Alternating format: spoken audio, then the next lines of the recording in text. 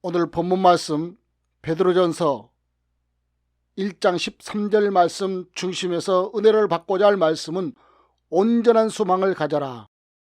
이 세상에 아무런 소원을 가지지 않는 사람이 있을까?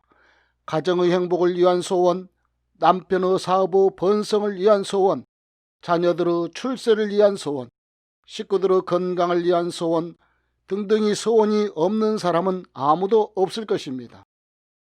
우리 예수 믿는 사람에게는 소원도 있지만 또 소망이라는 것이 더 있습니다. 소원은 소원하는 사람들 각기의 주관적인 것입니다. 그러나 소망은 객관적인 것으로서 하나님께서 주신 것을 말합니다. 소원은 이루어질 수도 있고 이루어지지 않을 수도 있는 것이 소원입니다. 하지만 소망은 하나님께서 보장하시는 것이기에 구원의 증거를 가진 자의 기업이요 본분인 것입니다. 오늘의 말씀은 구원받는 성도들에게 이 세상을 소망을 가지고 힘있게 살아갈 것을 권면하는 말씀이십니다.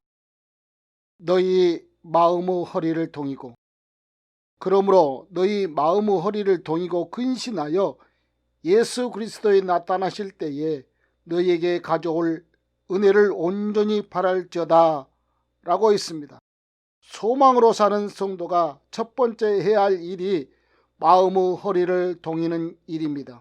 그럼 마음의 허리는 어디에 있으며 또 마음의 허리를 동인다는 말은 무슨 말인가?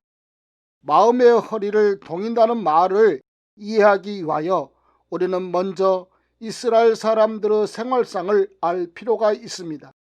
이스라엘 백성들이 입는 옷은 마치 우리 한국 사람들의 옛날 두루마기 비슷한 것으로 땅에 끌릴 정도로 치렁치렁한 옷을 입고 살았습니다. 이스라엘 백성들이 애굽에서 종살이를 끝내고 출애굽할 때의 일입니다. 출애굽기 12장 11절에 너희는 그것을 이렇게 먹을지니 허리에 띠를 띠고 발에 신을 신고 손에 지팡이를 잡고 급히 먹으라. 이것이 여호와의 유월이니 홍해를 건너 광야길에 들어서는 저들에게 하나님께서는 허리의 띠를 동이는 것을 잊지 않도록 당부하고 계신 것을 봅니다. 띠로 허리를 동이는 일은 나그네 길, 여행길, 광야길에는 필수적인 요소인 것입니다. 오늘 본문 그러므로 너희 마음의 허리를 동이고 라고 시작합니다. 오늘 우리들의 마음 상태가 어떠한가? 첨단 우주 산업이 극에 달했고 또 최첨단 유행의 시대에 사는 우리들의 마음가짐이 어떠한가? 성경적인가? 복음적인가? 신앙적인가? 입으로는 말로는 죄 재림이 가까웠다고 하면서도 마음 상태는 해이해져 있지는 않는지, 우리 주변에 우리들의 마음이 해이해지게 만드는 요소들이 너무나도 많다는 것입니다. 우리들의 마음을 말씀보다, 신앙보다, 교회보다 더 많은 시간과 정력을 빼앗아간다고 생각하지 않는가? 우리들의 신앙의 마음 문을 단속함이 곧 마음의 허리를 동이는 것입니다. 예수님께서 누가복음 12장 35절로 36절에서 제 이름의 신앙을 가진 사람들에게 이런 말씀을 하셨습니다. 허리에 띠를 띠고 등불을 켜고 서 있으라. 너희는 마치 그 주인이 혼인집에서 돌아와 문을 두드리면 곧 열어주려고 기다리는 사람과 같이 되라고 하셨습니다. 이제라도 주님께서 구름 타고 재림하신다면 곧 제 이름의 예수를 영접할 수 있는 마음의 준비가 곧 마음의 허리를 동이는 것입니다. 주의 재림을 소망하시는 성도 여러분, 요단강 건너갈 준비가 다 되어 있는가? 주님 맞을 준비가 다 되어 있는지 주님 재림을 막연하게 바라지 말고 온전하게 확신 속에 소망하시기를 바랍니다. 소망으로 사는 사람들의 두 번째 일은 근신하는 일입니다. 여기 근신이란 단어는 삼가한다, 절제한다, 냉정하다, 침착하다, 신중하다는 뜻을 지녔습니다. 근신이란 말씀이 아닌 것과 복음이 아닌 것과 신앙이 아닌 것과는 적정한 거리를 유지하면서 살아야 한다는 말입니다. 그런데 이 근신이란 단어가 신약 성경에서 주로 주의 종말과 관계를 지어서 쓰여지고 있음이 큰 특징이라면 특징인 것입니다.